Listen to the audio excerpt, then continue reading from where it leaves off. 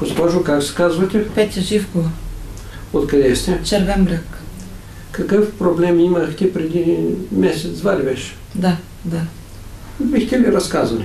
Значи имах проблеми с гласните струни, ходех на доктор, от които ми казаха, че имам налепи на двете струни и казаха, че се налага лека операция. Така. Не можех да говоря от миналата година, от септември месец. Гласа ми падаше за по 10-15 дни, след това се оправяше, но много често. От септември миналата година.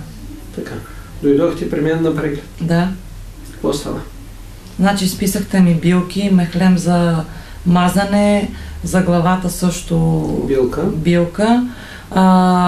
За алергия пих пак билка, Така. от която ми помогна. Имах преди време петна.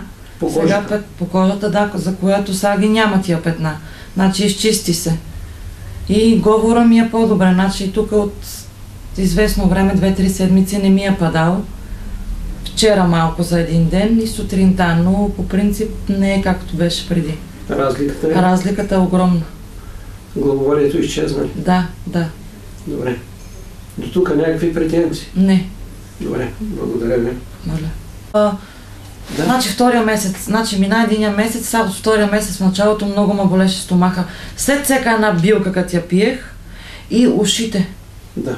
Много ме болят. Значи сутрин като стана, първо ме болеше десното око. След това левото. Но адски болки. Е точно тук. Да. И мина някъде половин час и болката ми отмине. Но болки. Сутрин като стана особено, аз си мислех, че е нещо от възглавницата. Но явно не е. Защото си идвах на Червен бряг, спах си тук, в София спа на друга и си мислех, че е нещо от значение. Възглавницата обаче не е. Сега какво стана? Болките не намаляха ли? Сега, от тук от 5-6 дни не са ме болели ушите. Ще изчезнат. Това е реакция. Ама боляха. Да. Имаше един период от близо седмица. Да. Това е реакция. Това ще изчезне.